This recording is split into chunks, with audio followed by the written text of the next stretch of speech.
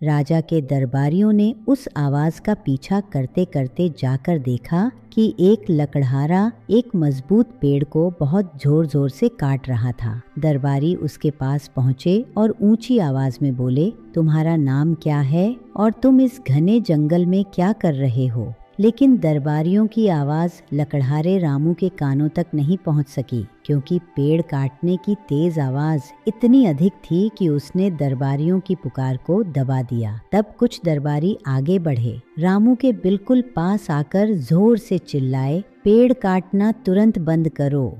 दरबारियों की ऊंची आवाज ने रामू का ध्यान भंग कर दिया। वह चौंक कर वर्तमान में लौटा और अचानक अपने पास इतने लोगों को देखकर घबरा गया। उसके हाथ से पेड़ काटने की कुल्हाड़ी छूटकर जमीन पर गिर पड़ी। पेड़ कटना बंद होते ही पूरे जंगल में शांति फैल गई। इधर रामू कुछ समझ पाता और आगे क्या कहे उससे पहले ही दरबारियों ने फिर ऊंची आवाज में उससे पूछा, तुम्हारा नाम क्या है और तुम इस घने जंगल में क्या कर रहे हो? उसके बाद रामू ने अपना परिचय देते हुए कहा, हुजूर, मेरा नाम रामू है। मैं अपने परिवार के साथ इसी जंगल में रहता हूँ। पेड़ काटकर उन्हें पास के बाजार में बेचता हूँ और उसी से अपने परिवार की देखभाल करता हूँ। यह सुनते ही एक दरबारी गुस्से में चिल्लाया, तो तुम ही हो वह अपराधी जिसने हमारे राजा के शिकार में विघ्न डाला। तुम्हारी वजह से राजा का शिकार हाथ से निकल गया। इस अपराध के लिए तुम्हें गिरफ्तार किया जाएगा। रामू कुछ समझ पाता उससे पहले ही कुछ दरबारियों ने उसे घेर लिया। उन्होंने उसके हाथों में हथकड़ी डाल दी और उसे घसीटते हुए राजा के सामने ला खड़ा किया। दरबारियों ने कहा, हुजूर, यही वह अपराधी है जो इस जंगल में पेड़ काट रहा था और जिसकी आवाज के कारण आपके हाथ से शिकार निकल गया।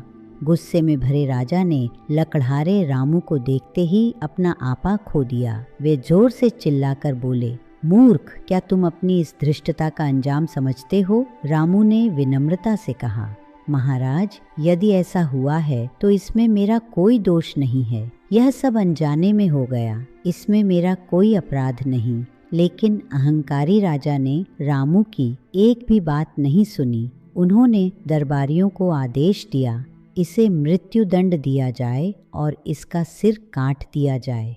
बच्चों, आज जो शासन व्यवस्था है उसमें किसी अपराध के लिए दंड देने का अधिकार किसका होता है? हमें तो पता नहीं दादी माँ, आप ही हमें समझा दीजिए।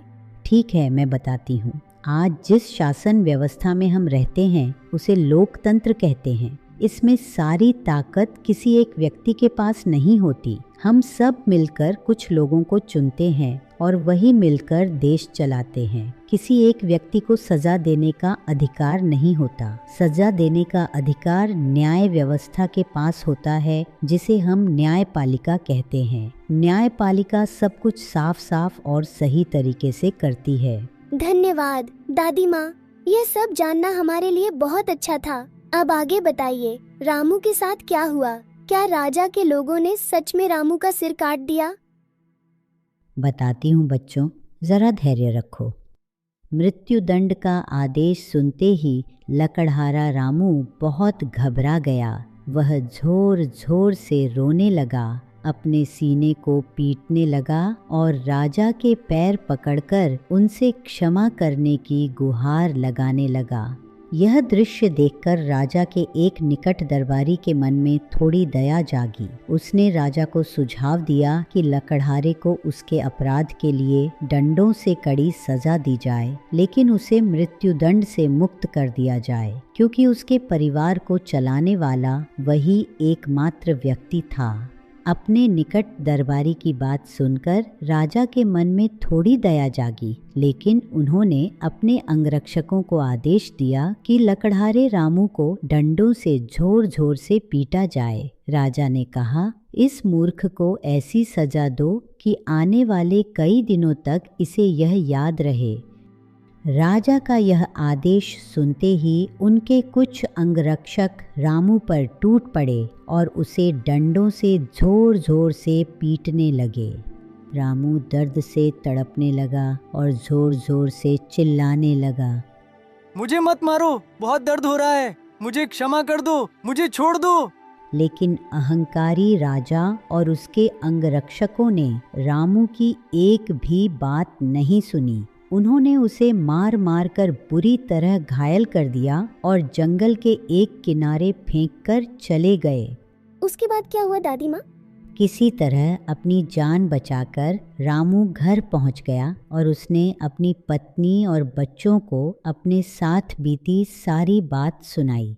जान बच जाने पर रामू और उसके पूरे परिवार ने भगवान का धन्यवाद किया।